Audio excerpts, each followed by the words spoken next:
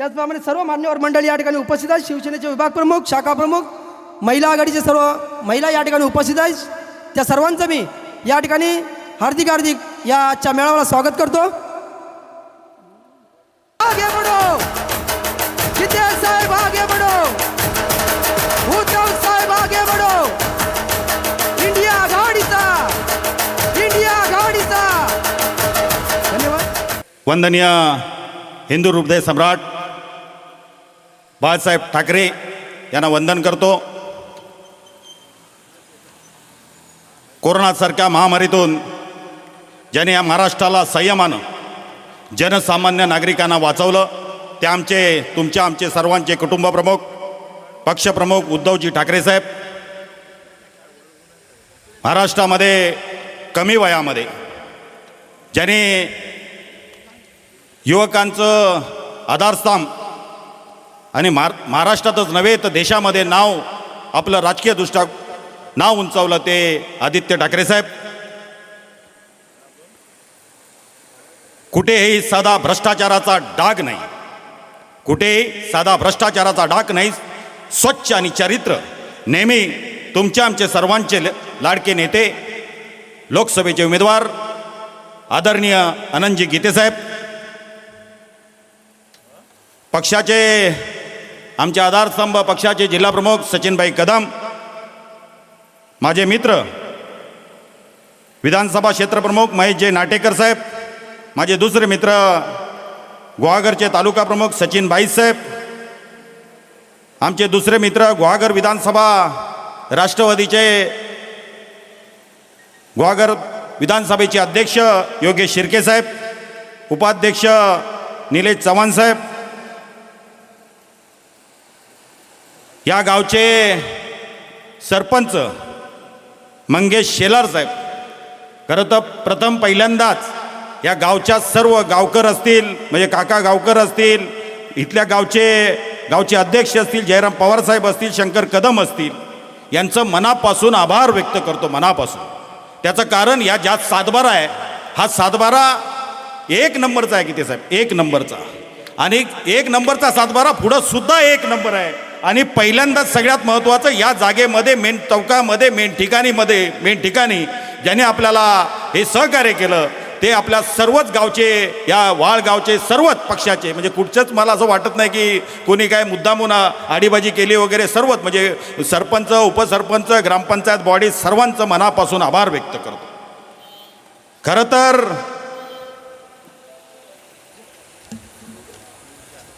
हे लोकसभेचं मतदान आहे. या भागामध्ये सर्वच गावचे, सर्वच विभागाचे सरपंच आहेत, शाखा प्रमुख आहेत, आमचे तालुक्याचे उपतालुका प्रमुख लक्ष्मण कोकमकर साहेब, ज्यांनी या कार्यक्रमाला अतिशय चांगलं सहकार्य केलं, ते आमचे जिल्हा परिषदचे माजी सदस्य वाशेठ जाधव साहेब असतील, आमचे उपजिल्हा प्रमुख रविशेठ सुर्वे साहेब असतील, आणि सर्वच आमचे सर्वच विभाग प्रमुख राजेंद्र दळवी, आमचे सर्व सहकारी यांचं मनापासून आभार व्यक्त करताना या लोकसभेच्या मतदानाला आपण हे सर्वजण सामोरे जातोय. हे मतदान आहे, हे भारत देशाचं मतदान आहे. आणि हा भारत देश हुकुमशाहीकडं, गुलामगिरीकडं जातोय आणि गेलाय, ही सत्य परिस्थिती झालेली आहे. कारण या भारत देशामध्ये आज हे पंतप्रधान पद हे महत्त्वाचं मानलं जातं.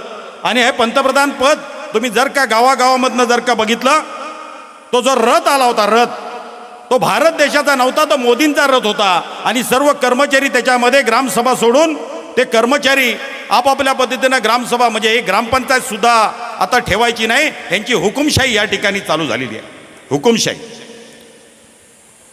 आज आपण बघितलं, मग शिंदे सरकार असेल किंवा इथले अन्य गद्दार मंडळी असतील, त्यांची जर का परिस्थिती बघितली, हे मगाशी मी काय सांगितलं की ईडी असेल, सीबीआय असेल, इन्कम टॅक्स असेल, या भयान या परिस्थितीमध्ये सर्वजण हे बीजेपीला घाबरून हे डरपोक लोक भयान लटपटल्यासारखे हे भाजपमध्ये सामील झालेले आहेत. हा देश आणि हा महाराष्ट्र हा शुरांचा आणि लढवायांचा हा महाराष्ट्र. परंतु या भाजपवाल्यांनी हा नेमलाटांचा महाराष्ट्र केलाय, डरपोकांचा महाराष्ट्र केलाय. परंतु मनापासून आपण सर्वांनी आपण या ठिकाणी उद्धव साहेबांचं अभिमानानं नाव सांगितलं पाहिजे, अभिमानानं सर्वांनी टाळ्या वाजवल्या पाहिजेत. त्याचं कारण या सर्व गुलामांच्या विरोधात धाडसानं समोर जात आहेत. मग शरद पवार साहेब सुद्धा म्हणजे इतके जर का यांचा या ठिकाणी आपण ते प्रत्येक जण जर का बघत असतील की आमचा पक्ष वाढला तर या लोकांना विरोधात घेण्याचं काय कारण काय होतं आणि म्हणून ही फार मोठी आपल्याला ही वेळ आलेली आहे. ही फार मोठी वेळ आलेली आहे. लोकसभेचं मतदान आहे. या मतदानाला आपल्याला सामोरं जाताना आपली निशाणी या कोकणामधनं या गद्दारांनी हे दिल्लीच्या तख्त्यावरती घाण ठेवलेली आहे. मग ती रायगडमध्ये सुद्धा असेल आपली निशाणी धनुष्यबाण आणि रत्नागिरीमध्ये असेल. आज इतक्या वर्षानंतर घाण ठेवलेली आहे आणि त्याचा खऱ्या अर्थानं आपल्याला वचपा काढायचा आहे. आणि ही जी समोरची मशाल निशाणी आहे ही गीते साहेबांची आहे. आपल्या सर्वसामान्य कुटुंबातल्या व्यक्तीची आज भारत देशामध्ये जे नेतृत्व करायला भेटतंय त्याच्यासाठी मग एक पंतप्रधान असतील, न्यायाधीश असतील, अन्य कोणीही असतील, त्यांना मताचा अधिकार सुद्धा एकच आहे आणि तुम्हा आम्हाला सुद्धा मताचा अधिकार करण्याचा एकच आहे. आणि हा मतदाचा अधिकार आपण सर्वांनी जास्तीत जास्त नात्यात असतील, गोत्यात असतील, सर्व पक्षाचे, काँग्रेसचे असतील, राष्ट्रवादीचे असतील, हे सर्वांना एकत्र घेऊन ह्या हुकुमशाहीच्या विरोधात हा लढा आपण या ठिकाणी आपण या सर्वांनी ताकदीनं उतरणं गरजेचं आहे. आपण या ठिकाणी हे जे पंतप्रधान असतील किंवा शाहसाहेब असतील ज्या हुकुमशाही पद्धतीनं ज्या पद्धतीनं त्यांचं काम चालू आहे, त्रास देण्याचं आपल्या सर्वांना ज्या पद्धतीनं काम चालू आहे, तर आपल्याला कोणाला व्यक्तिशः टीका करण्याचा अधिकार नाही, पण एक म्हणणं मांडण्याचा लोकशाहीमध्ये बाबासाहेबांनी ज्या पद्धतीनं लोकशाहीमध्ये आपल्याला अधिकार दिलेला आहे. आणि आपण गावागावामध्ये बघतो, भागामध्ये बघतो, शहरामध्ये बघतो, ज्याचं कुटुंब नसतं, ज्याला कुटुंब सांभाळता येत नाही, त्याला साधं घर सुद्धा कोण देत नाही, साधा फ्लॅट सुद्धा कोण देत नाही. तर आपण तो देश 10 वर्ष आपण त्यांच्या ताब्यात दिलेला आहे. त्यांच्याकडून अपेक्षा तरी काय करणार. आणि म्हणून आता ही चूक आपण करायची नाही. आपली निशाणी ही सगळ्यात महत्वाची आहे. आता या ठिकाणी गडगंज पैसा, एका साईडला सर्वसामान्य व्यक्ती आणि एका साईडला 700 कोटीचा भ्रष्टाचार. हे मी बोलत नाही, या माईक वरती बोलतोय, हे मी बोलत नाही. स्वतः पंतप्रधानांनी अजित पवारांवरती आणि सुनील तटकरेंवरती हा घोटाळ्याचा आरोप केलेला आहे. आणि त्याच्यानंतर काही दिवसातच, काही तासातच त्यांच्या पक्षामध्ये, बीजेपी मध्ये त्यांनी प्रवेश केलेला आहे. आणि तो हरामाचा पैसा हे गद्दार लोक आपल्या समोर आणणार आहेत. आणि गीते साहेब सांगतात त्याप्रमाणे हा हरामाचा पैसा आपण हात लावायचा नाही. लावायचा का ह्या हरामाच्या पैशाला? बर, त्यातून सुद्धा हे गद्दार आपल्यामध्ये जे पक्षाच्या मध्ये आपल्यामध्ये होते, या आपल्यामध्ये नवीन गाड्या घेऊन आपल्या समोर येतील. आल्यानंतर त्यांचा आपल्यामध्ये आपली संस्कृती आहे, कोकणातली संस्कृती आहे, आल्यानंतर बसायला देणं हे तुमचं आमचं काम आहे. आणि ते काय सांगतील, कोणाला 500 देतो, कोणाला 2000 देतो, हे आमिषा ते ठेवतील. स्वतः किती घेतील आणि काय करतील हे तुम्हाला एका उदाहरणामध्ये साहेबांनीच एक उदाहरण सांगितलं होतं, उदाहरण सांगतो मी. गावागावामध्ये गाव बैठका घेतोय त्या ठिकाणी सुद्धा हे उदाहरण सांगतो. एक गावामध्ये एक सरपंच प्रामाणिक गावामध्ये काम करत होता, प्रामाणिक. आणि एक मुंबईमधून एक भ्रष्टाचार कमवलेला, गडगंज पैसा कमवलेला एक माणूस आला आणि गावागावामध्ये इलेक्शनला कोणला फॉर्म भरला आणि 2000 रुपये, 5000 रुपये, 3000 रुपये, 500 रुपये द्यायची सुरुवात केली. आणि त्या टायमिंग नंतर एका ठिकाणी प्रचार करताना तो दिवस संपला, दुसरा दिवस उजळला. आणि एका ठिकाणी गेला, 2-3 घरं केली आणि एका कुटुंबामध्ये गेला, तिथं 6 मतं होती भाऊसाहेब, 6 मतं. आणि या 6 मतांमध्ये गेल्यानंतर त्याने सांगितलं तुम्ही 6 जण 6 दुनी 12,000 रुपये घ्या, पण तुम्ही मला मतदान करा. त्या बांधवानं सांगितलं भाऊसाहेब मला तुमचे पैसे नकोत, मला एक फक्त गाढव द्या. काय द्या? एक मला फक्त गाढव द्या. त्याचं कारण आमचं घर हे तुम्ही बघताय, गावातलं दर्याखोऱ्यातलं वाडी वस्तीवरती आमचं घर आहे. मग मला त्या ठिकाणी फाडी आणली असेल ती वरती गाढवाच्या माध्यमातून नेता येईल. वाळू आणली असेल त्याच्या पिशव्या भरून वरती नेता येईल. खडी आणली असेल त्या माध्यमातून वरती नेता येईल. आणि म्हणून ते त्यांनी विनंती केली, एवढंच ना, गाढव दिलं. पीएना फोन लावला. ते पीएना सांगितलं, बाबा फोन लाव, एक गाढवाची व्यवस्था करायची, आपली 6 मतं फिक्स होऊन जातील. त्यांनी फोन लावला. एका ठिकाणी 1,20,000, दुसऱ्या ठिकाणी 80,000, तिसऱ्या ठिकाणी 70,000. त्यांनी येऊन सांगितलं की साहेब 70,000 रुपये गाढवाची किंमत आहे. मग त्या ठिकाणी 70,000 म्हटल्यावरती त्यांनी सांगितलं, म्हटलं छे छे, अरे बाबा त्या गाढवाची किंमत 70,000 आहे, तू आपले 12,000 रुपये घे. बांधवानो, त्यानंतर त्यांनी सांगितलेलं वाक्य सगळ्यात महत्वाचं आहे. अरे मी तर माणूस आहे, माझ्याकडे तर 6 मतं आहेत, तर गाढवाची किंमत 70,000 रुपये आहे, तर माझी किंमत किती होईल? आणि म्हणून या ठिकाणी हे हरामखोर या ठिकाणी जे येतील, आपल्याला आपल्यामधनं मोठे झालेले आहेत, आपण त्यांना खुर्च्या दिलेल्या आहेत, त्यांना विचारा की तुम्ही किती पैसे बाबांनो घेतलेत, तुम्ही किती पैसा घेतलात आणि आम्हाला किती देणार आहात, ते पहिल्यांदा तुम्ही सांगा, पहिल्यांदा तुम्ही सांगा. आणि म्हणून आपण या बारकाईनं या इलेक्शनला फार फार युक्तीनं ताकदीनं आपण या ठिकाणी सामोरं गेलं पाहिजे. या भाजपवाल्यांची अवस्था फार दयनीय झालेली आहे बांधवांनो, दयनीय झालेली आहे. कारण या सुनील तटकरेंवरती वारंवार टीका करत होते, या अजित पवारांवरती टीका करत होते, आणि आता त्यांच्या समोर त्यांचा प्रचार कसा करायचा अशी त्यांच्या समोर परिस्थिती आलेली आहे. मला नाही आबरू आणि मी कशाला घाबरू, काय म्हणतात, त्यांची अशी परिस्थिती झाली आहे. मला नाही आबरू आणि मी कशाला आता घाबरू, आणि आता समोर तर जायचं आहे. आणि म्हणून हे जे काय गद्दारी मंडळी जे येणार आहेत त्यांच्या समोर त्यांची आपण त्यांच्या पद्धतीनं त्यांची पिसं खऱ्या अर्थानं काढायला हवीत.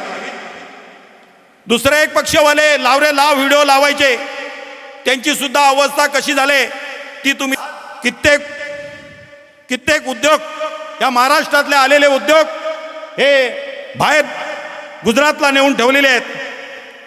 शिवसेना पक्षाची निशाणी सुद्धा ही चोरलेली आहे. आणि म्हणून इंडिया आघाडीच्या वतीनं आपले नेते आनंदजी गीते साहेब यांची निशाणी मशाळ आहे साहेब. या सगळ्यांची आता जबाबदारी आहे, ही निशाणी मशाळ सर्वसामान्यापर्यंत पोचवायचं आणि जास्तीत जास्त मताने विजयी करायचं, असं आपल्याला मी विनंती करतो. यानंतर आपण सगळ्यांनी एक घोषणा द्यायची आहे, छत्रपती शिवाजी महाराज की जय भवानी.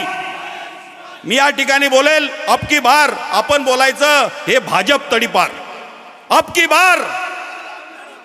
की बार या सुनील तटकरेंना मतदान म्हणजे भाजपला मतदान, या सुनील तटकरेंना मतदान म्हणजे भाजपला मतदान, आणि या मशालीला मतदान म्हणजे उद्धव बाळासाहेब ठाकरे साहेबांना मतदान, उद्धव बाळासाहेब ठाकरे साहेबांना मतदान. या मशालीला मतदान म्हणजे शरद पवार साहेबांना मतदान, या मशालीला मतदान म्हणजे राहुल गांधींना मतदान, या मशालीला मतदान म्हणजे भास्कर शेठ जाधव साहेबांना मतदान, या मशालीला मतदान म्हणजे रमेश भाईंना मतदान. बांधवानो, आज आपण बारकाईने बघितलं, गावागावामध्ये आम्ही 15-15 लाख देऊ, शेवटपर्यंत कोणाला 15 लाख पोचलेत काय बाबांनो? कोणाला 15 लाख? हे थापाडे येतील त्यांना विचारा, गेल्या टायमिंग मध्ये 15 लाख रुपये तुम्ही सांगितले होते, ते कुठे गेले? प्रत्येकाला ऍड देतात आणि सांगतात आम्ही प्रत्येकाला घर देऊ. दिलं का घर कोणाला? कुठे रॉकेल भेटायचं ते सुद्धा यांनी रॉकेल बंद करून टाकलं, कुठं गॅस आणून टाकला, आणि तो 400चा गॅस आज कुठे नेऊन ठेवलाय? 1200 रुपये. त्याच्यामुळे आपल्या नेत्यांवरती हे सुनील तटकरे आणि त्यांचे चंकट चप्पाडी आपल्यावरती टीका करतात, आपल्या नेत्यांवरती टीका करतात. या 5 वर्षामध्ये सुनील तटकरेंना आपण कुठं पाहिलं का हो? कुठं पाहिलं का? गावात वाडी वस्तीवरती जर का विकास कुणी केला असेल तर शिवसेनेने केला, भास्कर शेठ जाधव साहेबांनी केला, त्याचबरोबर गीते साहेबांनी केलाय. जे ज्या ठिकाणी विहीर असेल, तोंडली असेल, ज्या ठिकाणी वालेरी असेल, अन्य ठिकाणी जिथं जिथं अडचणी आहेत ते सोडवण्याचं काम निश्चितप्रमाणे गीते साहेब, जिल्हा प्रमुख साहेब, रमेशभाई कदम साहेब आणि सर्व व्यासपीठ हे निश्चितप्रमाणे करतील. आपण सर्वांना विनंती एवढेच करतो, बरेच व्यासपीठ आहे, मला सूत्रसंचालन करायला दिलं. आज निश्चितप्रमाणे लग्न इतकी आहेत की विचार करू शकत नाही, पण जिल्हा प्रमुख साहेबांचा फोन आल्यानंतर माझ्याकडं कुंडली तारीख बदलणं वगैरे माझ्याकडे काही काम नाही. फार मोठी मला कल्पना आहे, फार मोठी लग्न म्हणजे आमच्या गावात सुद्धा, विरेत सुद्धा, मुरतवड्यात सुद्धा मंदिराचे कार्यक्रम, कळस चढवाचे कार्यक्रम अनेक आहेत. पण एकदा पक्षाचा आदेश आला की पाठी वळून बघणं आपलं काम नाही. आणि म्हणून या ठिकाणी ज्यानी आपल्याला सहकार्य केलं, माझ्या सर्व ह्या विभागातल्या जिल्हा परिषद गटातले साहेब सर्व सहकारी आहेत. मग आमच्या शामरावपासून सर्व कोणाची नावं 15 तारखेला अलिबाग येथे गीते साहेबांचा उमेदवारी अर्ज आपण भरला आणि त्याच दिवशी या गॉगर विधानसभा मतदारसंघाचा आजचा दौरा हा आपण आयोजित केला होता. सकाळी गॉगर तालुक्यातील पडवे जिल्हा परिषद गटाचा मेळावा त्या ठिकाणी संपन्न करून हा या भागातला चिपळूण 72 तालुक्यातील कळंबट जिल्हा परिषद गट आणि कोकरे गटातली 3-4 गावं म्हणून हा सभा ही मेळावा ही इथं होते. मित्रांनो, आपण अनेक निवडणुकांना सामोरं गेलो आहे. गीते साहेबांना तर आपण 91 पासून मतदान करतो आहे, बरोबर ना. लोकसभा म्हटल्यावर गीते साहेब, खासदार म्हटल्यावरती गीते साहेब, हे गेली अनेक वर्षाचं समीकरण आहे. आज आता 91 पासून आता या आपण आहोत किती आहेत 2023मध्ये 24मध्ये किती वर्ष झाली? 31 वर्ष झाली ना साहेब. ही मागची 5 वर्ष सोडली तर खासदार आणि गीतेसाहेब हे आपल्याला नवीन नाही आहे. आपलं नाणं खणखणीत आहे, जे आज देशाला अभिप्रेत आहे. आज देशामध्ये जे राजकारण चाललेलं आहे किंवा प्रामुख्याने राज्यामध्ये गेल्या 2 वर्षापासून भारतीय जनता पार्टी यांनी जे राज्यामध्ये जे काय राजकीय कलह निर्माण केला आहे किंवा सत्तेच्या जोरावरती या ज्या काय सरकारी यंत्रणा आहेत, ED असेल, इन्कम टॅक्स असेल, CBI असेल, या सगळ्याचा धाक दाखवून आपल्यातले 40 आमदार, 13 खासदार, राष्ट्रवादीचे बरेचसे खासदार, मंत्री, आमदार हे भारतीय जनता पक्षाने फोडूनसुद्धा या महाराष्ट्रामध्ये भारतीय जनता पक्षाला जेव्हा सर्वे झाला त्या सर्वेमध्ये हे दोन्ही प्रांतिक पक्ष फोडूनसुद्धा त्यांना कळून चुकलं की आपल्या काय सीट निवडून येत नाहीत किंवा आपले काय उमेदवार निवडून येऊ शकत नाहीत. म्हणून त्यांनी काँग्रेसच्या माजी मुख्यमंत्री अशोक चव्हाण आणि काही लोकांना त्यांनी फोडलं. तेवढीसुद्धा भूक भागली नाही तेव्हासुद्धा त्यांना कळलं की आपली काय अजून डाळ शिजत नाही. म्हणून काल परवा मनसेचे राज ठाकरे पाहिलं असेल ना आपण, काही महिन्यापूर्वी नाशिकला त्यांनी त्यांचं अधिवेशनमध्ये बोलले होते की कार्यकर्त्यांना की पेशन्स ठेवा, मी योग्य वेळी योग्य निर्णय घेईन. आणि मोदींना त्यांनी बिनशर्त पाठिंबा दिला. काय बाळासाहेबांना दूरदृष्टी होती बघा. ही जर शिवसेना तेव्हा जर राज ठाकरेंकडे दिली असती, उद्धव साहेबांकडे दिली नसती तर आपली किती जुन्यापूर्वीच आपली वाताहत झाली असती. हा पक्ष राहिला असता का? बाळासाहेबांनी बरोबर नेतृत्व हेरलं होतं की पक्षप्रमुख उद्धवसाहेब ठाकरे हे उशिरा जरी सक्रिय झाले असले राजकारणात तरी हा पक्ष माझ्यानंतर जर पुढे घेऊन जाईल, शिवसैनिकांना निष्ठावंत पुढे घेऊन कोण जाईल तर एकमेव उद्धव बाळासाहेब ठाकरे हे त्यावेळेला बाळासाहेबांनीच केलं. किती उद्धव साहेबांना चारी बाजूने घेण्याचा प्रयत्न केला. ज्या शिवसेना प्रमुखांनी सर्वसामान्यातल्या सामान्य नागरिकाला देशाच्या लोकसभेच्या अध्यक्षापर्यंत पोहोचवलं होतं मनोहर जोशींच्या रूपाने. मुख्यमंत्री झाले, महापौर झाले, राज्याचे मंत्री झाले, गीतेसाहेब मंत्री झाले 3 वेळा. हे चोर नारायण राणे कोंबडी चोर होते. हे कोण होते? या खेडला आमचे रामदासभाई आता ओरडतायत, यांच्या विरोधात गरळ ओकतायत. काल कुठेतरी मंडणगडात भाषण केलं नाही की गीतेसाहेबांना मी तिकीट द्यायला लावलं बाळासाहेबांना. कोण होते? ह्यांना सगळ्यांना पैशाची मस्ती आली. आपण सगळ्यांनी मोठं केलं, गडगंज संपत्ती जमवलेली आहे. पैशाच्या जोरावरती हे ओरडतायत. उद्धव साहेबांवरती आरोप करतायत नको नको ते. अरे कोण होता तुम्ही? तुमच्या मागे त्यावेळेला शिवसेनेची 4 अक्षरं काढली असती, बाळासाहेबांनी हक्कलपट्टी केली असती किंवा उद्धव साहेबांनी हक्कलपट्टी केली असती तर तुमची आमची ओळख काय? हा पक्ष आपला आदेशाने चालतो, आजही आदेशाने चालतो. आज भले आपलं जरी शिवसेनेचं नाव आणि निशाणी जरी चोरली असली सत्तेच्या जोरावर, तरीसुद्धा आपली मशाल ही उद्धव साहेबांची, बाळासाहेबांच्या विचाराची निशाणी आहे. ती आपल्याला घराघरामध्ये पोचवायची. पोचवणार की नाही? आज आपलं उमेदवार, या लोकांकडे कुठले आरोप नाही आहेत, उमेदवारांवरती करायला आरोप नाही आहेत. प्रतिस्पर्धी उमेदवारावरती बोलण्यात तेवढं भरपूर आहे. हे का गेले? हे नाही काय शरद पवारने यांच्यावर अन्याय केला होता? मला तर माझ्यासारख्या कार्यकर्त्याला एक कुतूहल वाटतं. आज ज्या शिवसेना प्रमुखांनी शिवसेनेला जन्म दिला त्या हयात नाही आहेत. त्यांच्या हयातीनंतर बाबा ही शिवसेना, हे नाव, हे निशाणी निवडणूक आयोगाला हाताशी धरून त्यांनी गद्दार लोकांना दिलं. आज आमचे शरद पवार हयात आहेत, पवारसाहेब हयात आहेत, 84 वर्ष आजही फिरत आहेत. हे काँग्रेसची मंडळी आले, आमचे महादेव चव्हाण आणि आमचे के.डी. पवार, टी.के. पवार, मी त्यांचं स्वागत करतो.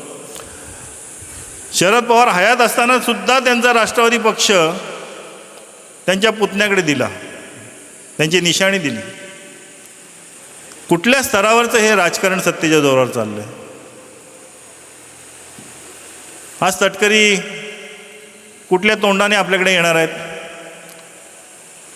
काय केलं हो 5 वर्षामध्ये इथे येऊन? आपल्यातली काही लोक बोलत होती गीतेसाहेबांनी 6 वेळा हे केलं. काय केलं? अरे गीतेसाहेब किमान येत होते.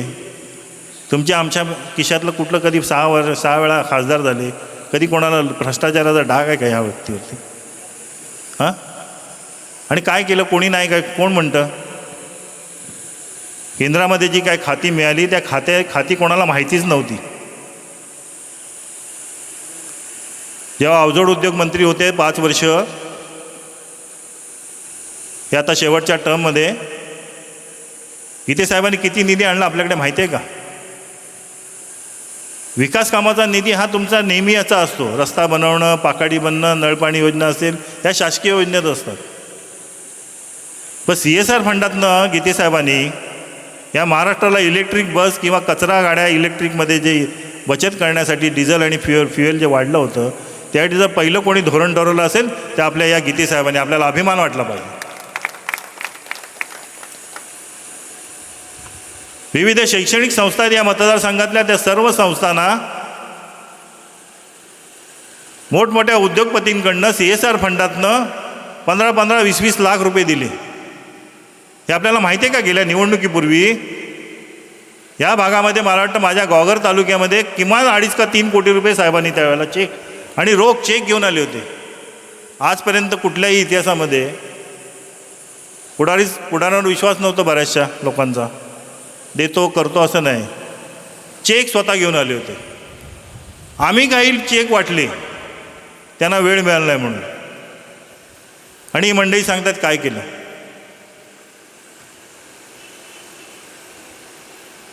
तटकरेंनी काय केलं? तटकरेच्या घरामध्ये किती लोकप्रतिनिधी आहेत माहिती आहे तुम्हाला? पुन्हा एकदा जरा आठवण करून देतो. ते स्वतः खासदार आहेत आत्ता, बरोबर? पहिले राज्याचे मंत्री होते, आमदार होते. त्यांची मुलगी आता आमदार आहे, मंत्री आहे. त्यांचा दुसरा मुलगा विधान परिषदेचा आमदार आहे. त्यांचा सक्का चुलत भाऊ नाही सक्का भाऊ आमदार होता. त्यांचा मुलगा आमदार होता, नगराध्यक्ष होता. जिल्हा परिषदची अध्यक्ष यांची मुलगीच होती मंत्री व्हायच्या आधी. ही घराणेशाही नाही? मग ही घाज वाटली पाहिजे तुम्हाला. अरे असं नेतृत्व मिळालं आहे आपलं भाग्य आहे समजायचं. भाग्य. असं नेतृत्व मिळायला राजकारणामध्ये काहीतरी पुण्य करावं लागतं.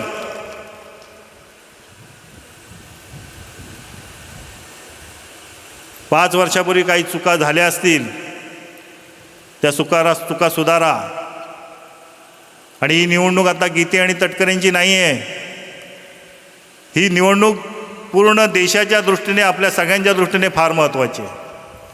हे जर मोदी सरकार पुन्हा या सत्तेमध्ये आलं तर आपण हे आता इथे प्रचार सभा घेतोय किंवा निवडणुका घेतोय, हे भविष्यात होईल की नाही याची गॅरंटी नाही.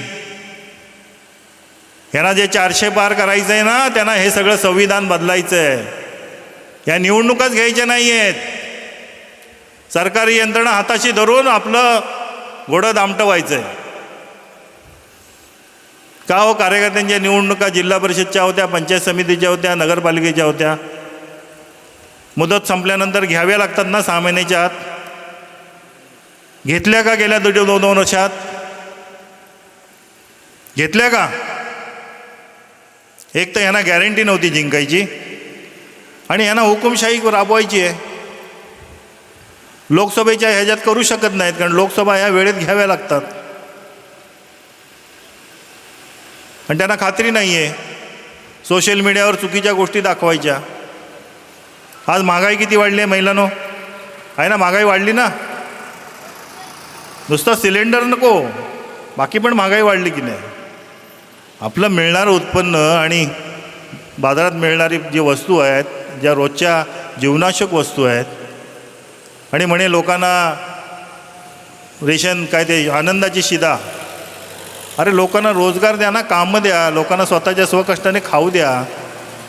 फुकटचं जर अन्न खायची सवय लावली तर चोऱ्या माऱ्या वाढतील, बरोबर की नाही? 2 टाईम माणसाला जर खायचा प्रश्न सुटला तर बाकी उद्योगधंदे नको त्या गोष्टी वाढतील ना. जे सरकार दरबारी जातात, सरकार जे चालवतात, त्यांनी सर्व स्तरातल्या लोकांचा विचार करायचा आहे. बेरोजगारी किती वाढली आहे का या भागामध्ये? नोकऱ्या साहेब एक उद्योग आणत होते आपल्या इथे, साहेब बोलतील आपल्या भाषणातनं. ही निवडणूक पूर्ण मोदी सरकार, भारतीय जनता पार्टी आणि आपली भारतीय जनता म्हणजे तुम्ही आम्ही सगळे. त्यामुळे या निवडणुकीमध्ये गीतेसाहेब तर आपले निवडून येणार आहेत, पण आपल्याला ही निवडणूक अशी थोड्या मताधिक्याने नाही जिंकायची. हा भाग शिवसेनेचा बालेकिल्ला आहे. इथे राष्ट्रवादीची आता आणि आपली युती आली आहे. इथे या भागात मला वाटतं थोड्याशा वाळमधली थोडीशी काही घरातली मतं सोडली भाजपची, बरोबर ना? मी चुकीचं बोलत असेल तर सांगा मला. कारण इथं आहे थोडंसं भाजप पूर्वी, कारण आपली युती होती. हा भाग पूर्वी ग्वागर मतदारसंघात जायचा पूर्वीपासून, आणि युतीमध्ये आपला शिवसैनिक कायम कमळाला मतदान करायचा, कमळाबाईला, बरोबर ना? आता गेल्या वेळेला भास्कररावांच्या रूपाने आपला हक्काचा आमदार आला आहे. आपल्या चिन्हावरती मतदान करण्याची फक्त गीतेसाहेबांच्याच इलेक्शनला आपल्याला संधी मिळायची. आता विधानसभेला पण यायला लागली आहे. त्यामुळं आपल्याला ही निवडणूक मोठ्या मताधिक्याने जिंकायची आहे. मला खात्री आहे. मी संदीप सावंत मनापासून अभिनंदन करतो, त्याच्या सर्व सहकाऱ्यांचं. अतिशय कमी वेळामध्ये अनंत अडचणीतून हा मेळावा यशस्वी केला. आणि असा कार्यकर्ता असेल ना, असे शिवसेनेचे कार्यकर्ते हवे. नेता निश्चिंत राहायला पाहिजे, कारण पक्ष आजही आदेशावर चालतो. पक्ष मोठा आहे, व्यक्ती नाही. आणि कार्यकर्त्यांना माझी विनंती आहे की पक्ष हा आदेशावरच चालतो, आदेशच पाळायचे. योग्य ते आदेश, तुम्हाला चुकीचे आदेश कुठनं पक्षाचे कोणी देणार नाही. जो आदेश येईल तालुका प्रमुखाच्या माध्यमातून त्या पद्धतीने आपण काम करायचं आहे. आपल्याला मटेरियल आलेलं आहे. माझी सगळ्यांना विनंती आहे की जरी मशाल निचाणी बरीचशी घरापर्यंत पोचली असली तरी आपल्याला आणखी चुलीपर्यंत पोचवायची आहे, नुसती दारापर्यंत नाही पोचवायची. आणि भाजपने आम्हालाही यायला लावला. या अगोदर आम्ही एकमेकांच्या विरुद्ध लढलो. कदाचित एखादी निवडणूक मी गीते साहेबांच्या विरुद्ध या मतदारसंघामधून लढलो 1914 साली. आणि यावेळेला गीते साहेबांना सांगितलं की तुम्ही ज्या ज्या ठिकाणी बोलवाल त्या त्या ठिकाणी तुम्हाला निवडून येण्यासाठी मला जे जे करावं लागेल ते करण्यासाठी आम्ही मंडळी तुमच्या सक्रिय पाठीशी राहू. त्याचं कारण असं आहे की समोरचे उमेदवार जे गीते साहेबांवर विविध प्रकारचे जे आरोप करत आहेत, आमची लढाई ही समोरच्या उमेदवाराबरोबर नाही आहे. आमची उमेदवारी या देशामध्ये भारत सरकार लोकशाही मार्ग सोडून ज्याला हुकुमशाहीच्या मार्गाचा अवलंब करते, ज्या इंग्रजांनी 150 वर्ष या भारत देशावर राज्यकारभार केला, त्यांच्या स्वातंत्र्यातून अनेक महान नेत्यांनी या देशाला स्वातंत्र्य मिळवून दिलं.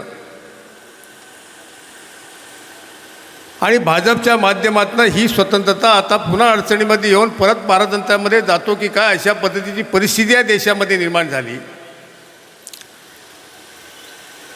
लोकशाही मार्गानं लढणाऱ्या निवडणुका हे आता हुकुमशाहीच्या मार्गानं त्या ठिकाणी त्याचा मार्ग घेऊ लागले. मग त्यासाठी शासकीय यंत्रणेचा गैरवापर व्हायला लागला. सत्तेचा वापर करून त्या ठिकाणी ज्यांचे पक्ष होते ते पक्ष फोडण्यात आले.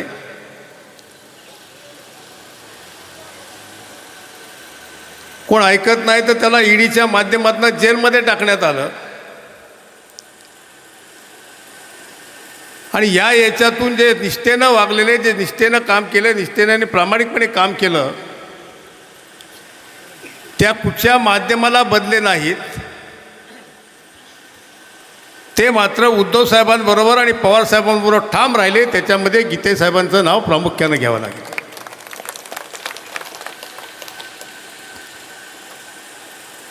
समोरचे तटकरी ज्याला म्हणतात की बा अनंत गीतेने या मतदारसंघामध्ये काय केलं, मी त्यांना एकच प्रश्न सांगेन,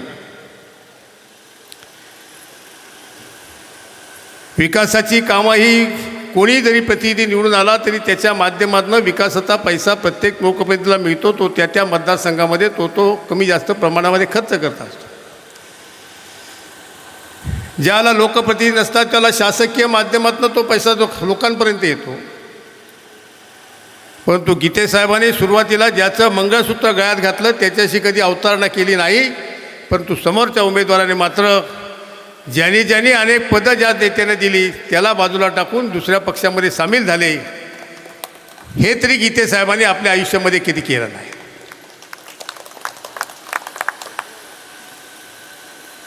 आणि विकासाच्या माध्यमातून गीते साहेबांनी काय केलं म्हणून ज्याला प्रश्न विचारला जातो, त्याला मी समोरच्या उमेदवाराबरोबर गेले 20 वर्ष काम करतोय.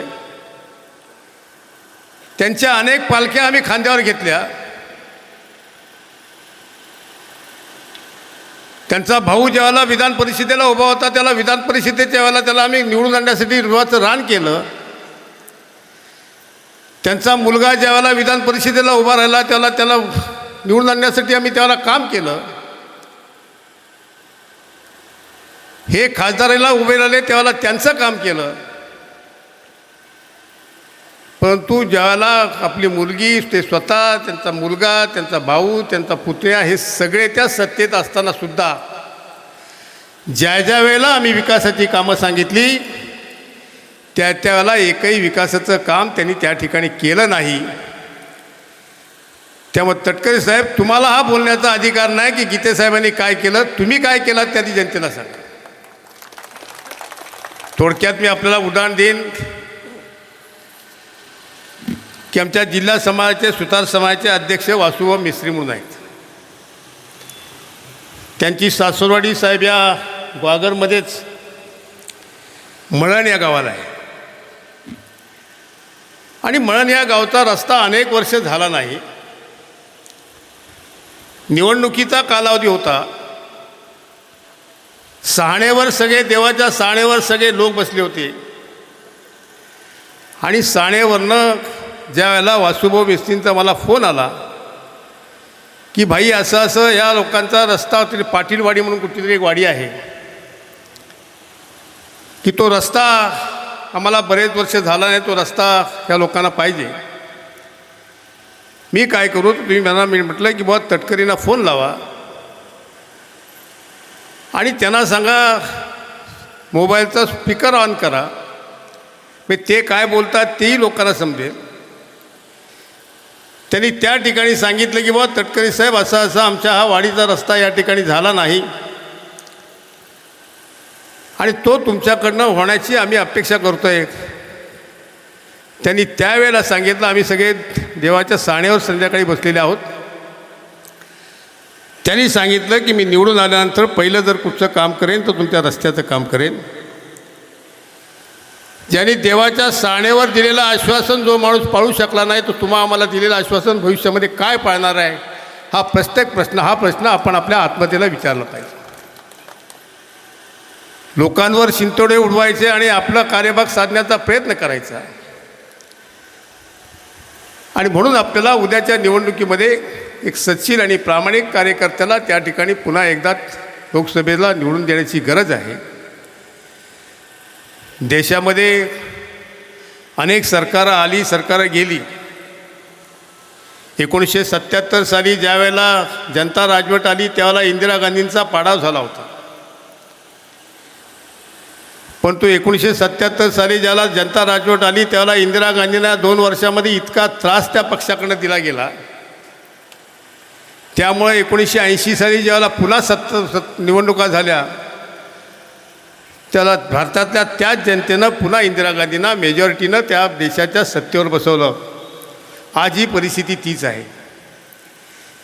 सुरुवातीला लोकांना असं वाटलं होतं की बा मोदी ज्या पद्धतीनं सांगतायत, ज्या पद्धतीनं गरिबी हटाव सांगतायत, ज्या पद्धतीनं काळा पैसा परदेशामध्ये आहे तो परदेशातला काळा पैसा मी देशामध्ये आणि अशा पद्धतीचं आश्वासन देत आहेत. कदाचित आपल्याला असं वाटतं की रोजचं जेवल्यानंतर असं वाटतं की बा शेजारच्या चुलीवरचा वास चांगला होतोय, कदाचित आपल्याला तिकडचं जेवण चांगलं लागेल. पण म्हणून आपण ते दुसऱ्याच्या घरी जेवायला जातो. पण ज्या वेळेला दुसऱ्याच्या घरचं जेवतो त्याला वाटतं आपल्या गृहिणीनं केलेलंच जेवण खरं चांगलं आहे.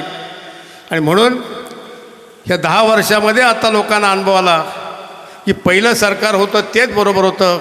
हे नवीन सरकार जे आलेलं आहे हे सर्वसामान्य माणसाचं दुःख बाजूला करणारं नाही, सर्वसामान्य माणसाला न्याय देणारं सरकार नाही.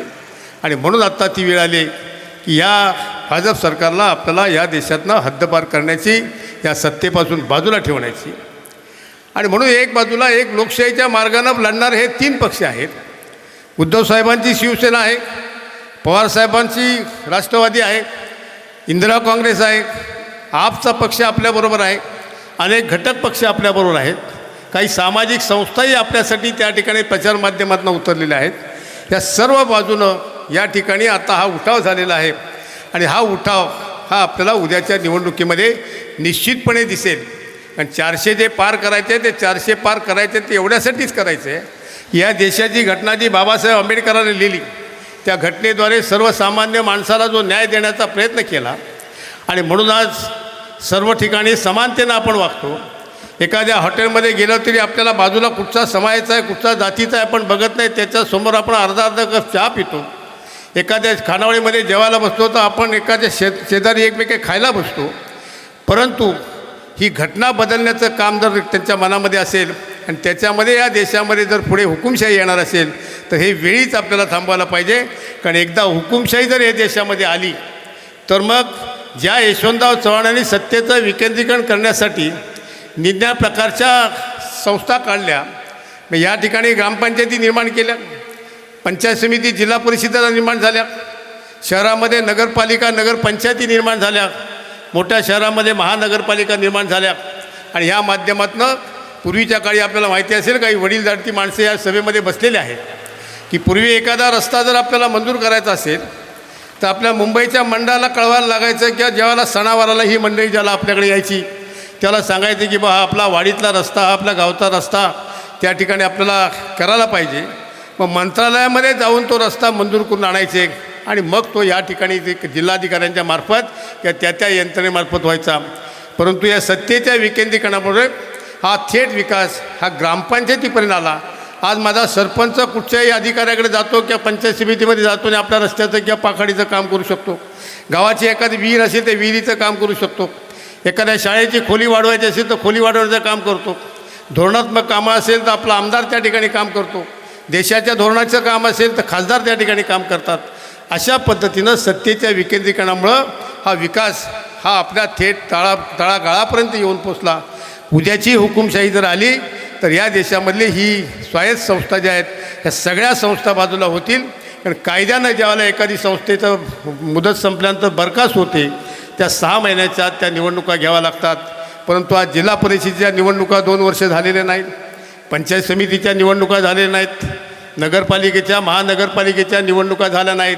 आणि उद्या जर समजा हे सत्तेवर आले आणि सत्तेवर आल्यानंतर जर त्यांनी एकवरला एक हुकुमशाही जर या देशामध्ये राबवली तर त्यामुळे जिल्हा परिषदेच्या निवडणुका होणार नाहीत, पंचायत समितीच्या होणार नाहीत, नगरपालिका नगरपंचायतीच्या निवडणुका होणार नाहीत. आणि मग आपण आपला लोकप्रतिनिधी जो निवडून देतो त्या लोकप्रतिनिधीच्या माध्यमातून आपली विकासाची कामं आपण करत असतो. पण तो हा आपला आवश्यक असणारा आपला लोकप्रतिनिधी जर त्या ठिकाणी आला नाही आणि जर तो आला नाही तर त्या ठिकाणी आपला तिकडनं नेमला गेला तो भाजप विचारसरणीचा असेल आणि मग तुमच्या सर्वसामान्यांची माणसाची कामं ही त्या ठिकाणी होऊ शकणार नाहीत.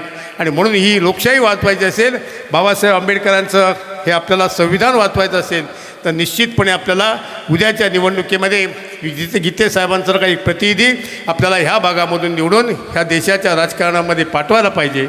आणि म्हणून मी आपणा सर्वांना विनंती करण्यासाठी या ठिकाणी आलो. माझ्या महिला भगिनी या ठिकाणी बसलेल्या आहेत. आज महागाईने कर केलेला आहे. पूर्वी आपल्याला टॅक्समध्ये जे धनिक होते त्या धनिकांकडनं टॅक्स घेतला जायचा, मग इन्कम टॅक्सच्या रूपानं जायचा, एक्साईजच्या रूपानं जायचा किंवा अन्य जे टॅक्स होते ते टॅक्सच्या माध्यमातून जायचं.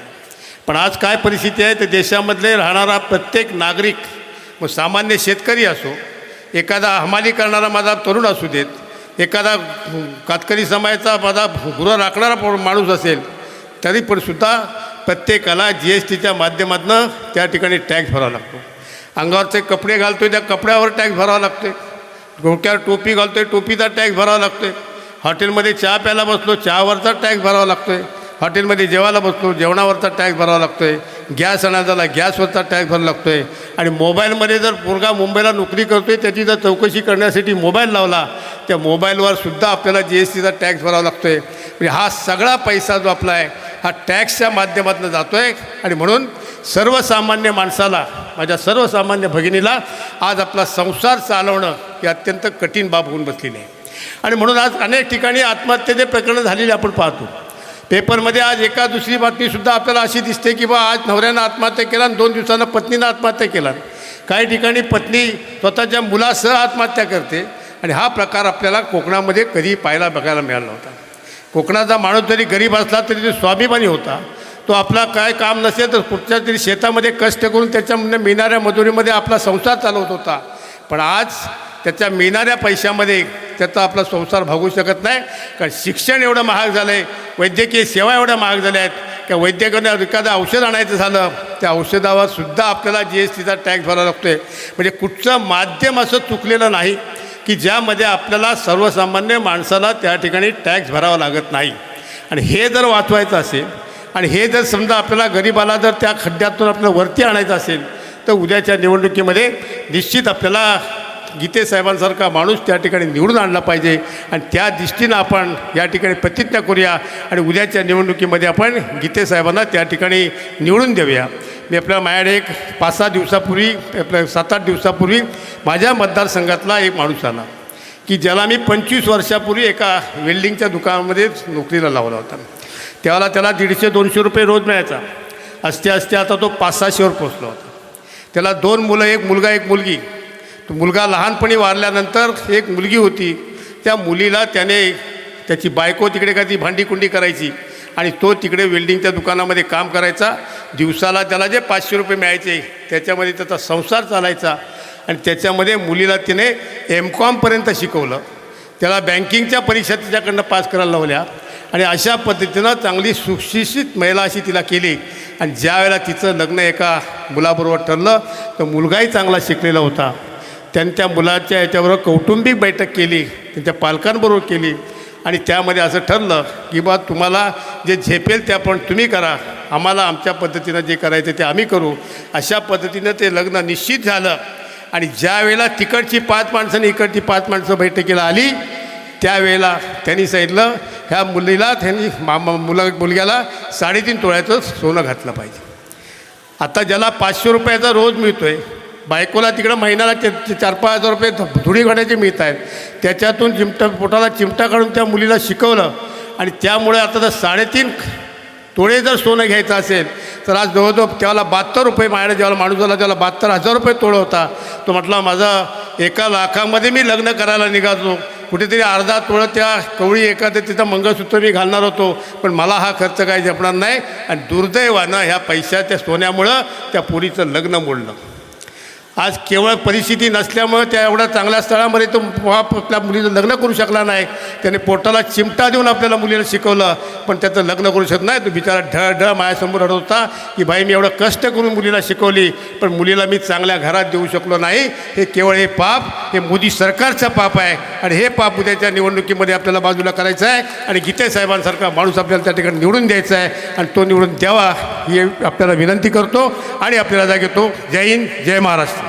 रायगड लोकसभा मतदारसंघातील रायगड जिल्हा ज्यामध्ये 4 विधानसभा येतात, पेण विधानसभा, अलिबाग विधानसभा, श्रीवर्धन विधानसभा आणि महाड विधानसभा, या 4 विधानसभा मतदारसंघांचा दौरा केला आणि उमेदवारी अर्ज भरल्यानंतर आता दापोली आणि गुहागर या 2 विधानसभा या रायगड लोकसभा मतदारसंघात येतात.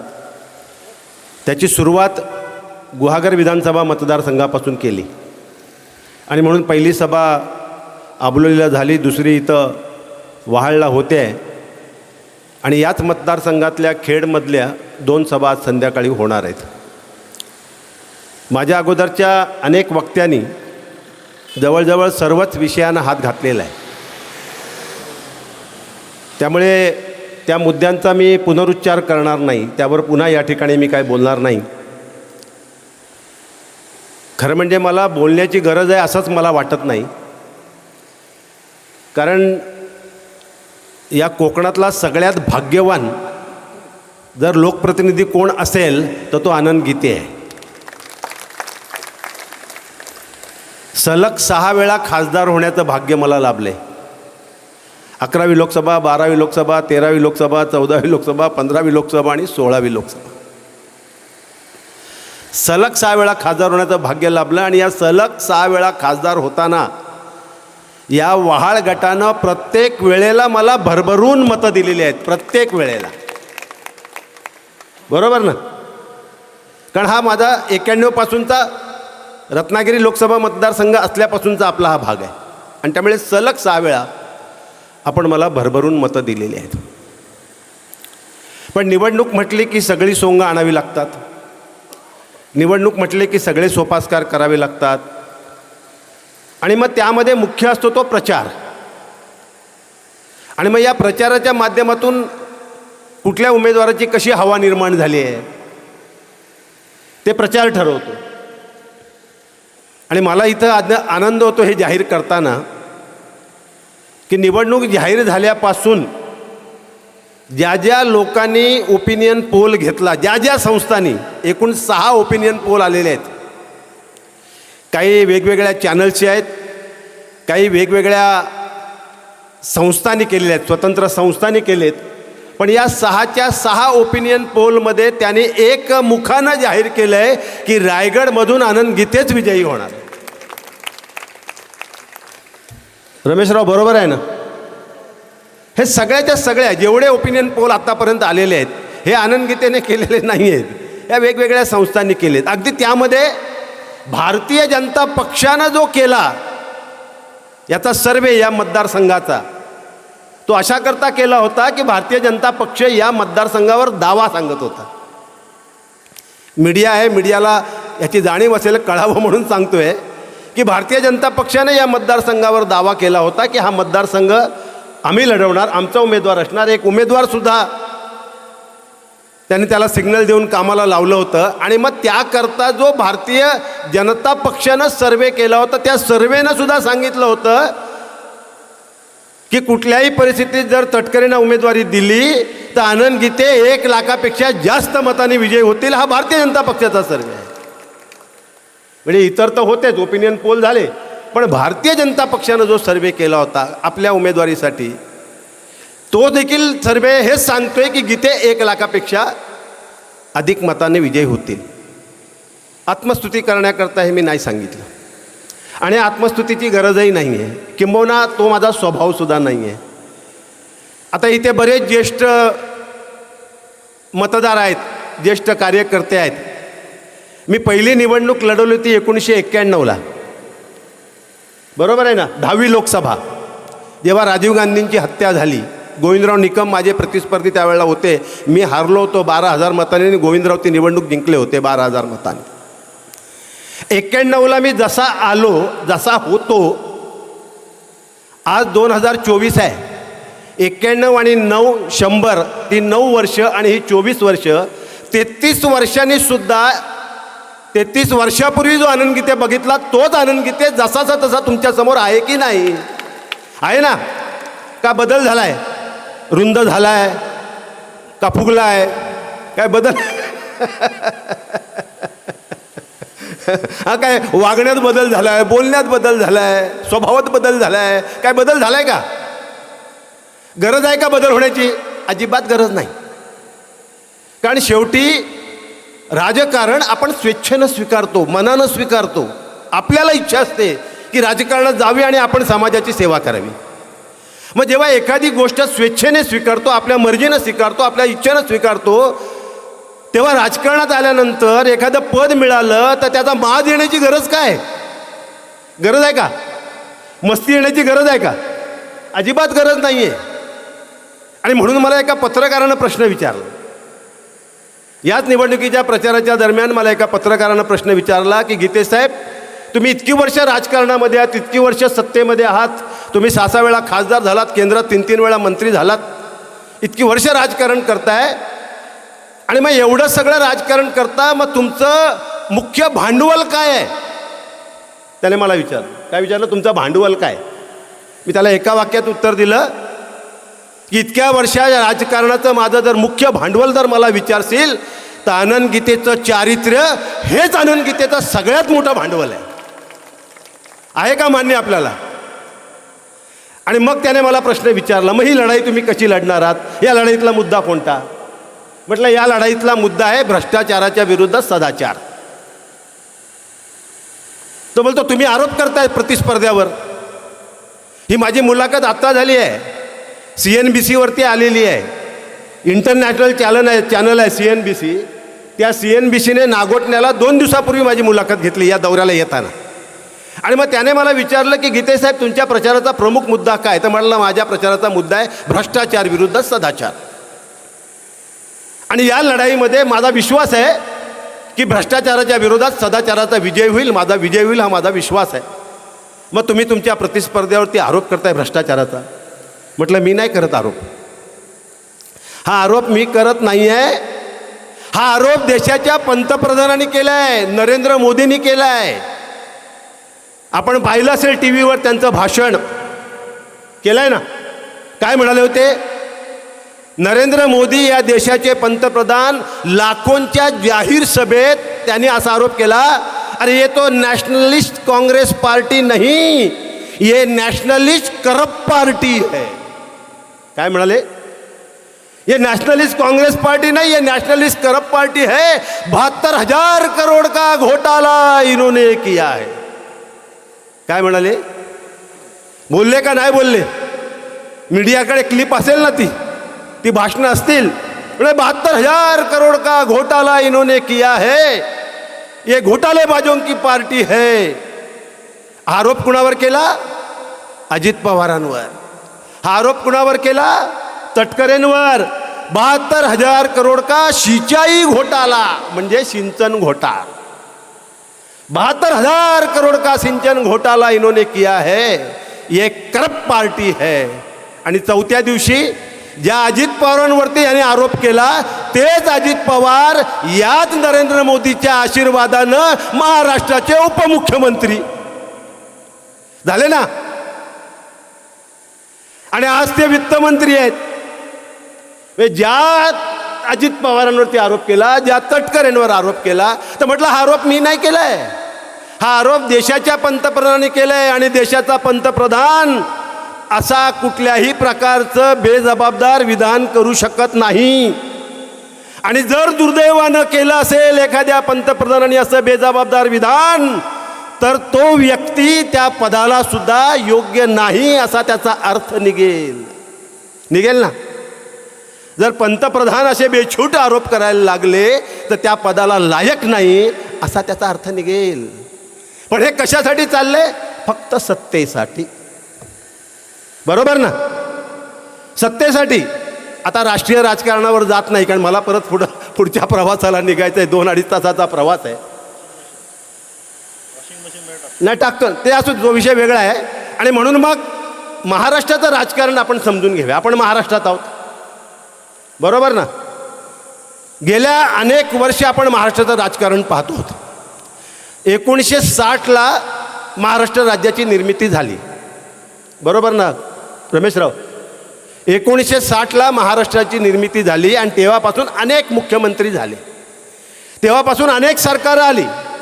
म्हणजे काँग्रेसची सरकारं आली, काँग्रेस आणि इतर पक्ष मिळून मिळलेली सरकारं आली, आमची शिवसेना युतीची सरकारं आली, महायुतीची सरकारं आली, महाआघाडीची सरकार आली, अनेक सरकारं आली. पण एवढं गलिच्छ आणि नीच राजकारण जे आज भारतीय जनता पक्षानं केलं आहे महाराष्ट्रामध्ये, इतकं गलिच्छ आणि नीच राजकारण यापूर्वी कधी आपण पाहिलं होतं का? पाहिलं होतं का? जरा मला ज्येष्ठांना विचारायचं, आपण पाहिलं होतं का कधी? इतकं गलिच्छ आणि नीच राजकारण आपण कधीच पाहिलं नव्हतं. राजकारण करणाऱ्यांनी सत्तेची स्वप्न पाहणं यामध्ये गैर काही नाही. किंबहुना त्याकरताच राजकारण केलं जातं. त्याला आक्षेप असण्याची गरज नाही आहे. राजकारण करण्यासाठी, सत्तेसाठी राजकारण करणाऱ्यांनी जरूर करावं, पण काही मर्यादा हव्यात की नको. 19ला भारतीय जनता पक्षाचे 106 आमदार निवडून आले, बरोबर आहे? आता 106 आमदार ही संख्या कमी आहे का? ही भरपूर संख्या, ही मोठी संख्या. 106 आमदार निवडून आले भारतीय जनता पक्षाचे. समजा 5 वर्ष जर एक प्रभावी विरोधी पक्ष म्हणून सरकारवर अंकुश ठेवून जर 5 वर्ष भारतीय जनता पक्ष राहिला असता, तर कदाचित 2024मध्ये देशाच्या, महाराष्ट्राच्या जनतेनं एक हाती सत्तासुद्धा त्यांना दिली असती की नाही? जर सत्तेचा हव्यास केला नसता, विरोधी पक्ष म्हणून आपली भूमिका प्रामाणिक बजावली असती, प्रबळ विरोधी पक्ष, कारण 106 आमदार होते, सरकारला सळो की पळो करू शकत होती, एवढी ताकद होती. पण सत्तेच्या लालसेपोटी त्यांची भूक एवढी मोठी, जसा मासा पाण्याच्या बाहेर तडफडतो तसे सत्ता गेल्याबरोबर देवेंद्र फडणवीस तडफडायला लागले. आणि मग सत्ता मिळवण्याकरता काय केलं त्यांनी? सगळ्यात पहिल्यांदा शिवसेना फोडली ना शिवसेना. 40 आमदार घेऊन गेले, 13 खासदार घेऊन गेले. ठीक आहे, शिवसेना फोडली इथपर्यंत ठीक आहे. सत्तेसाठी तुम्ही केलं, मान्य आहे, राजकारणातला तो एक भाग आहे. पण तुमचे 106 आमदार, शिवसेनेचे 40 आमदार 146 झाले. आता 146 झाल्यानंतर जे स्पष्ट बहुमत पाहिजे होतं तुम्हाला मिळालं. तुम्ही महाराष्ट्रामध्ये आपले पक्षप्रमुख उद्धव बाळासाहेब ठाकरे होते, यांना पायउतार व्हायला लावलं मुख्यमंत्री पदावरून. तुम्ही तुमचं सरकार बनवलं, मुख्यमंत्री झालात. देवेंद्र फडणवीस मुख्यमंत्री होता होता उपमुख्यमंत्री झाले, तुमचं सरकार आलं.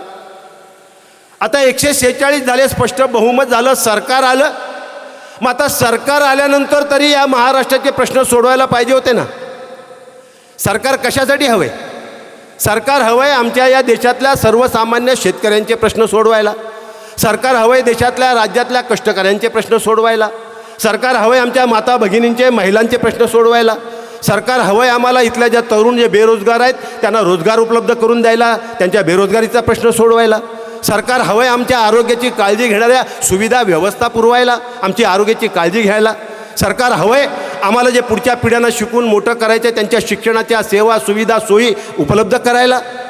मग सरकार आल्यानंतर ही सरकारची जबाबदारी पार पाडायच्या ऐवजी त्यांची सत्तेची भूक बी जे पीची एवढी मोठी की 146 आमदार घेऊनसुद्धा सरकार बनवूनसुद्धा काय त्यांची भूक भागली नाही.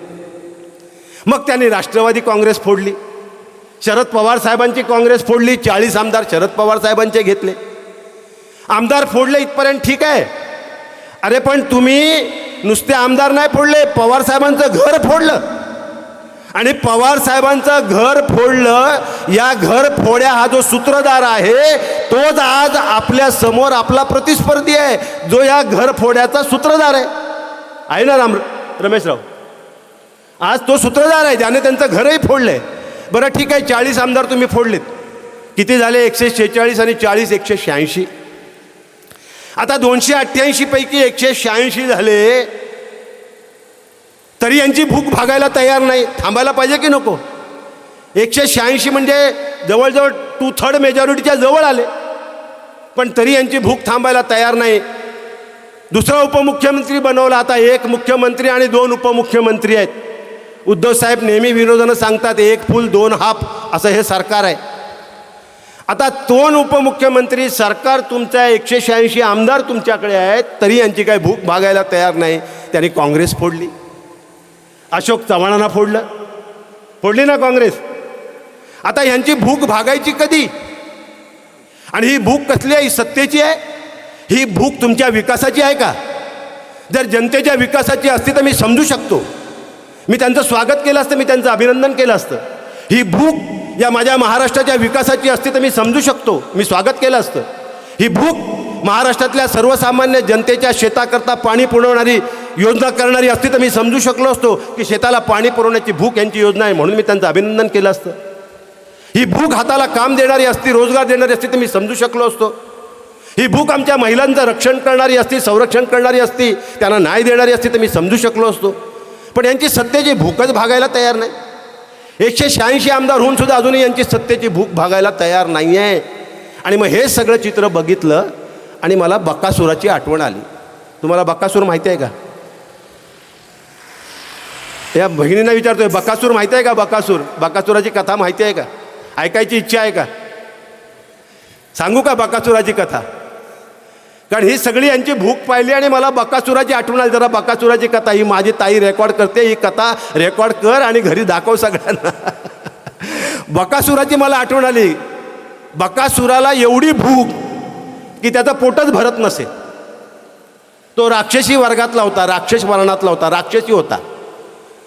आणि तो ज्या गावाच्या बाहेर गुफेत राहायचा, गुहेमध्ये राहायचा, आणि त्या गुहेतून सकाळी तो येऊन संध्याकाळी जायचा गावामध्ये आणि सगळ्यांना सांगायचा की उद्या सकाळी मला एक गाडाभर अन्न, गाडा म्हणजे बैलगाडीभर अन्न पाठवायचं. आणि मग एकेकाची जशी आपली पाळी लागते ना, तशी गावातल्या प्रत्येक कुटुंबाची पाळी लागायची. आज या कुटुंबानं, उद्या त्या, परवा त्या कुटुंबानं. आणि मग गाडाभर अन्न भरून त्याला घेऊन जायचं बैलगाडीतून.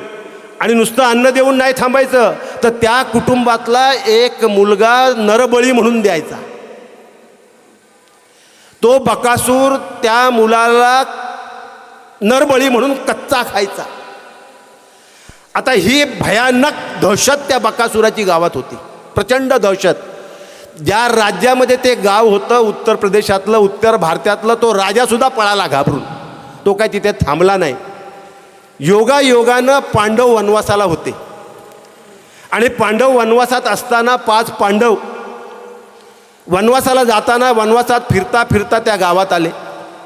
आता गावात आल्यानंतर बघितलं तर भयान शांतता, सगळ्या दारं बंद, घरं बंद, बाहेर माणूस नाही, चिटपाखरू नाही, शांतता. त्यांना कळेना गाव तर एवढं मोठं आहे, पण माणसं कुठे दिसत नाही. त्यांना कळेना करावं काय, माणसं राहतात की नाही या घरामध्ये. भयान शांतता, कारण सगळी दहशत घाबरलेली. आणि मग त्यातल्या एकानं पुढे जाऊन भीमानं दार ठोठावलं. एक घराचं दार ठोठावलं, ते एका ब्राह्मणाचं घर होतं. दार ठोठावलं, त्याने हळूच दार किलकिलं करून बघितलं तर बाहेर 5 संन्याशी उभे आहेत. कारण ते वनवासाला होते, संन्याशाच्या वेशामध्ये होते. संन्याशाला बघून त्या ब्राह्मणाला थोडीशी हिंमत झाली, धीर आला. तो म्हणाला बकासूर तर नाही आहे, हे 5 संन्याशी आहेत. आणि म्हणून मग त्याने दार किलकिलं करून विचारलं की बा काय कशासाठी आलात, आपण कोण आहात? तर त्याने सांगितलं आम्ही संन्यासी आहोत, आम्ही आता संन्यासाला बाहेर निघालेलो आहोत. आज आम्ही येता येता रात्र झाली, आम्ही तुमच्या गावात आलेलो आहोत.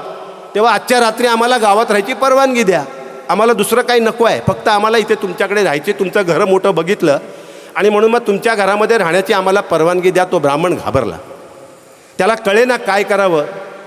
तो भयभीत झाला. तो म्हणाला बा मी हात जोडतो, तुम्ही मला संकटात टाकू नका. भीम म्हणाला अरे बाबा आम्ही संन्याशी आहे, आमच्यापासून तुला काय संकट असणार आहे, आम्ही तुला काय त्रास देणार, आम्ही संन्याशी आहोत, फक्त एक रात्र राहायची तर आम्हाला सोय कर, बाकी काही नको आहे.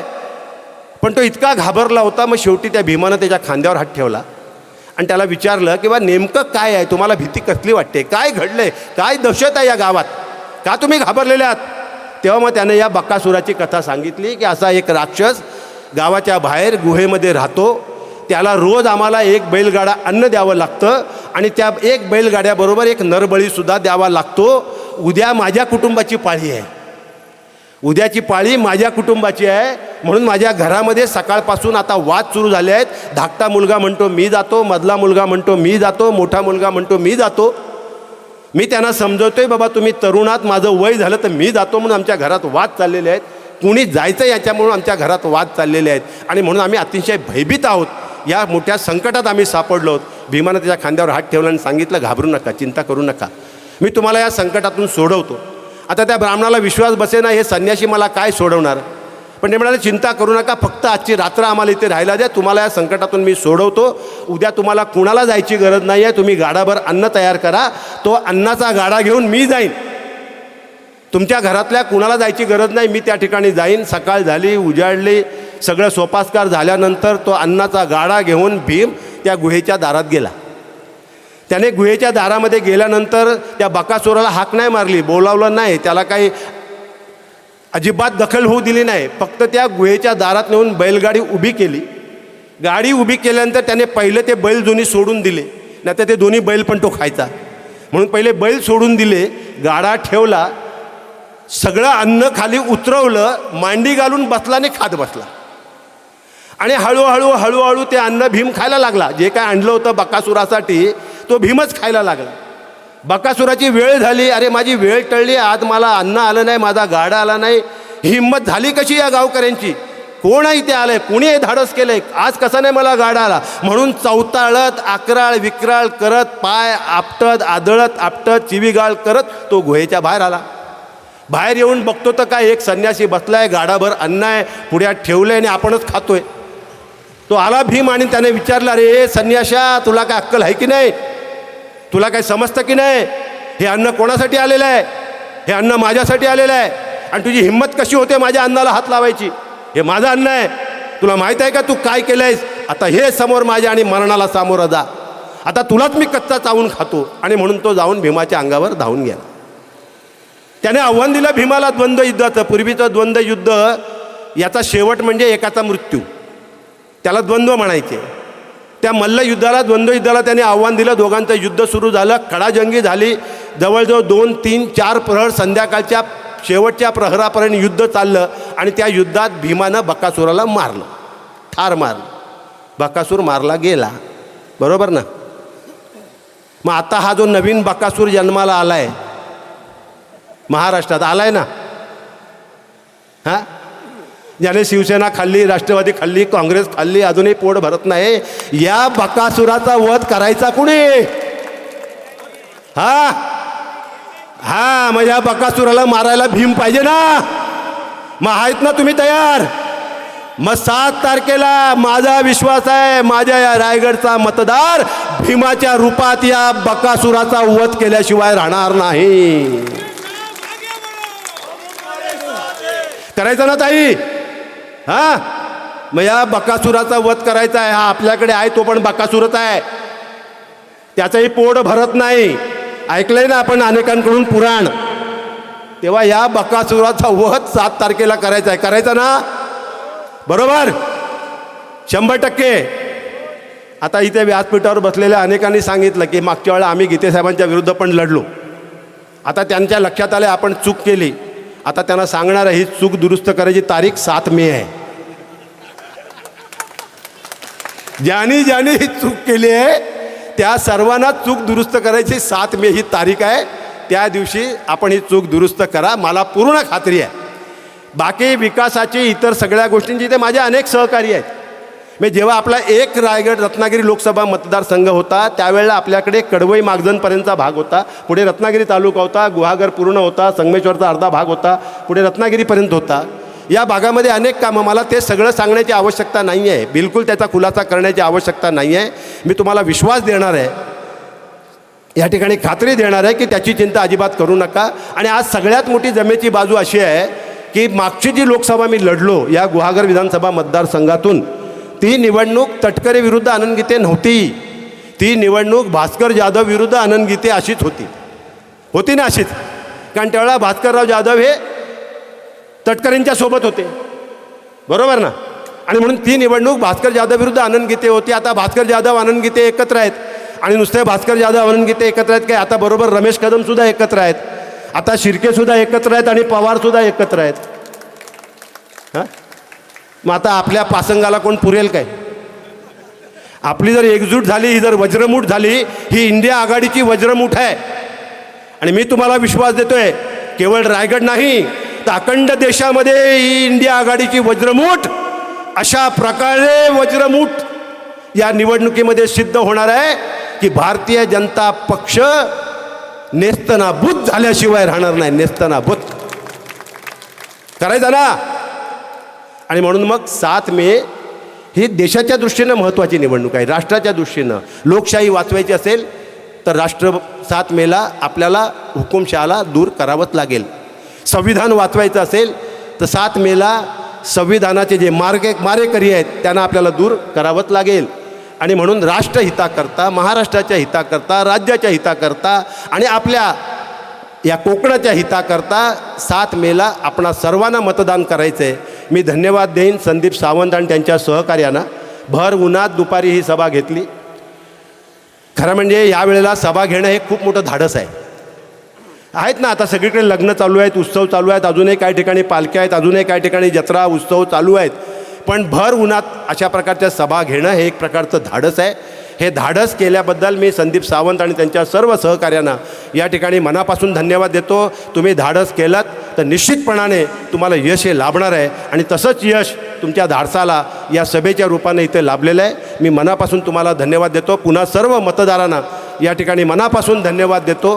कारण जवळजवळ 4 तास तुम्हाला इथं थांबावं. नंतर विश्वास ठेवा की उद्या पुन्हा देशात तर आपलं सरकार येईलच. मी पवारांना सांगतोय की विश्वास ठेवा, पुढचे देशाचे पंतप्रधान राहुल गांधी या देशाचे पंतप्रधान झाल्याशिवाय राहणार नाही. 100% विश्वास ठेवा. कारण आज सगळ्यात मोठा पक्ष हा इंडिया आघाडीतला काँग्रेस आहे. आम्ही सगळे प्रादेशिक आहोत, आमच्या मर्यादा आहेत. आम्ही राज्याच्या बाहेर जाऊ शकत नाही आहे, आमच्या मर्यादा आहेत, त्या मर्यादेच्या बाहेर जाऊ शकत नाही. त्यामुळे राष्ट्रीय स्तरावरचा जो पक्ष आहे तो काँग्रेस आहे. आणि म्हणून मग जे आज हुकुमशाही आपल्यावर लादत आहेत किंवा जे आज बकासुराच्या भूमिकेत आले आहेत, त्या बकासुराचा वध करण्याकरता इंडिया आघाडीचा भीम हा या बकासुराचा वध करेल हा विश्वास व्यक्त करतो आणि थांबतो. जय हिंद, जय महाराष्ट्र.